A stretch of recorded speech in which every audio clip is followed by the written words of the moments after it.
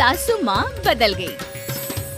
कहानी उस घर की है जहाँ बहू और बेटी को एक माना जाता था, लेकिन फिर अरे शिखा बेटा, तू रसोई में क्यों घुसी रहती है?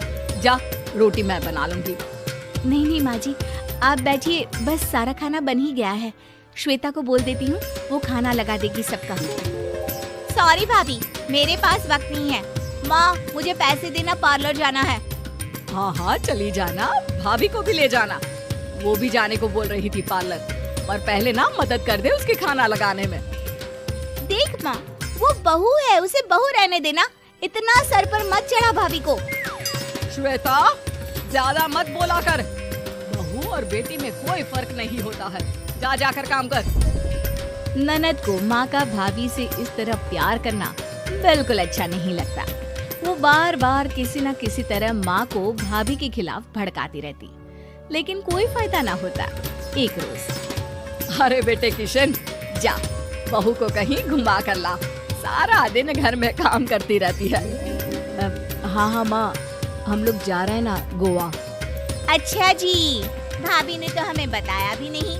वैसे तो सारी पंचायत करती है, ये गोवा वाली बात क्यों छुपा गई हमसे? अरे क्योंकि उसे खुद नहीं पता था बहन। मुझे टिकट सस्ती मिल रही थी तो मैंने बुक कर दिया।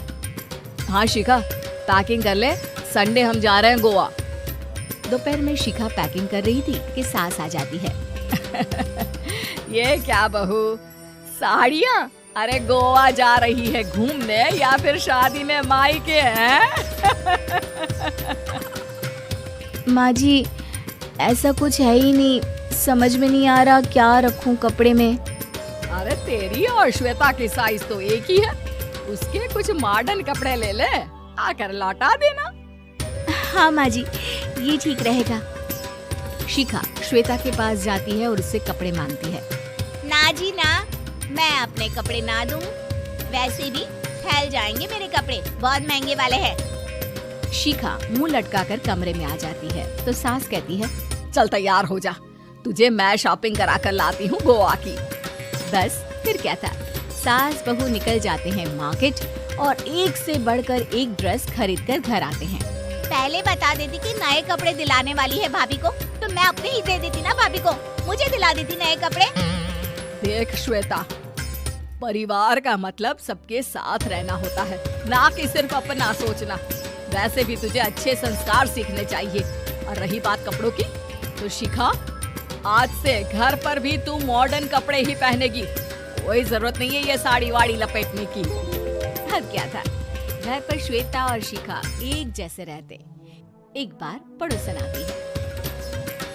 अरे बेटा, अपनी माँ को तो बुलाना जरा, बात करनी है। शिखा सास को बताती है और रसोई में चली जाती है। ये आपकी बेटी बहुत बड़ी हो गई है, इसके लिए एक रिश्ता है, कहो तो बता दूं। ये बेटी नहीं बहू है, घर में सब एक जैसा ही रहता है। वैसे मेरी बेटी भी बड़ी हो गई है, कोई रिश्ता हो तो जरूर बताना। पड़ोसन रिश्ता लेकर उन लोगों के घर आती है।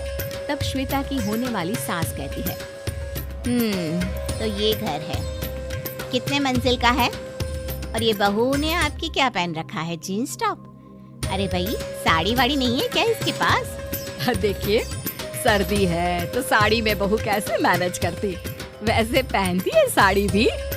देखिए, हम लोग ठहरे पैसे वाले लोग, कोई कमी नहीं है हम लोगों के पास पैसों की, बहुत पैसे हैं, जमीन, नौकर चाकर, कार, सब कुछ है, लेकिन घर में संस्कारी बहू चाहिए। समझ रही है ना आप? सास कुछ कहती कि श्वेता बोल पड़ती है, हाय रे, नौकर चाकर से लेकर जमीन, कार, पैसा, हाँ, मुझे रिश्ता मंजूर है मुझे। अरे रुक जा श्वेता, मैं बात कर रही हूँ ना। देखिए, हम लोगों के घर इतनी आजादी नहीं मिलेगी।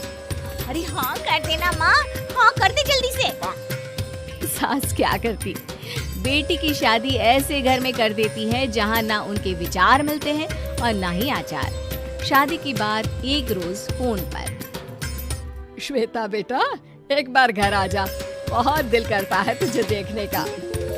माँ, वो घर पर बहुत काम होता है, कैसे आऊँ?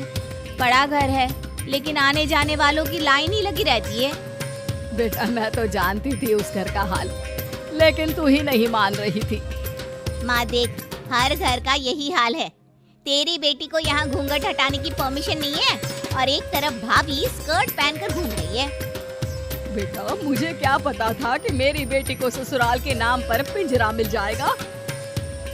अच्छा माँ, फोन रखती हूँ, सास को गर्मा गर्म रोटी खिलानी है।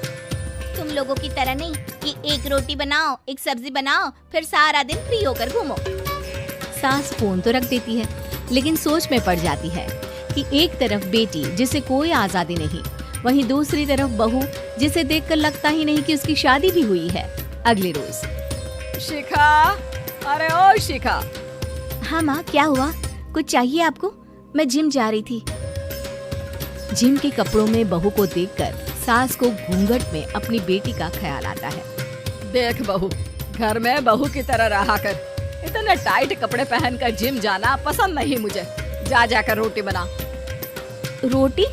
माँ अभी तो शाम के 6 बजे हैं, इस वक्त रोटी?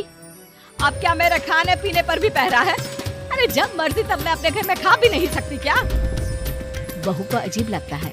वो समझ नहीं पाती कि जो सास कल तक इतनी सपोर्टिव थी, उन्हें अचानक से क्या हो गया।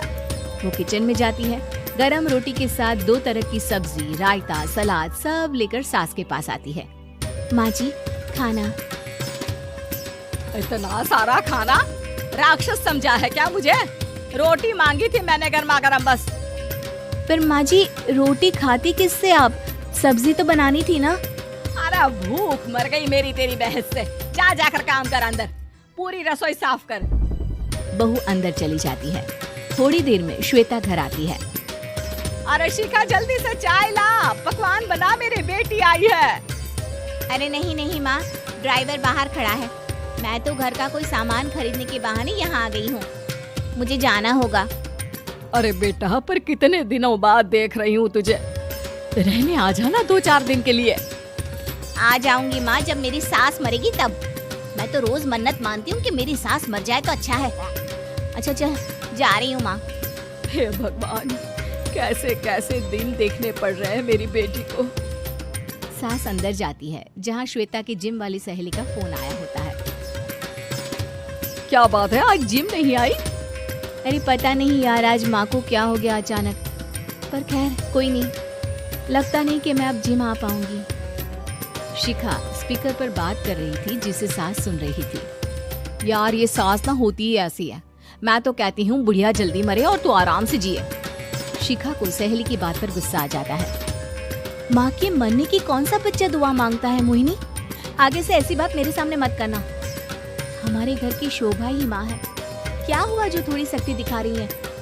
उसमें भी कोई ना कोई उनकी भलाई ही होगी। मैं तो कहती हूँ भगवान मेरे जैसी सास सबको दे। तू सिर्फ माँ की तरह है, सास वाली तो कोई बात ही नहीं है उनमें। सास ये बात सुन रही थी। उनकी आंख में आंसू आ जाते हैं कि क्यों वो बेटी की किस्मत में बहू को भी भागीदार बना रही थी। शिखा, अरे ओ शिखा, क्या हो गया? जिम नहीं जाना क्या?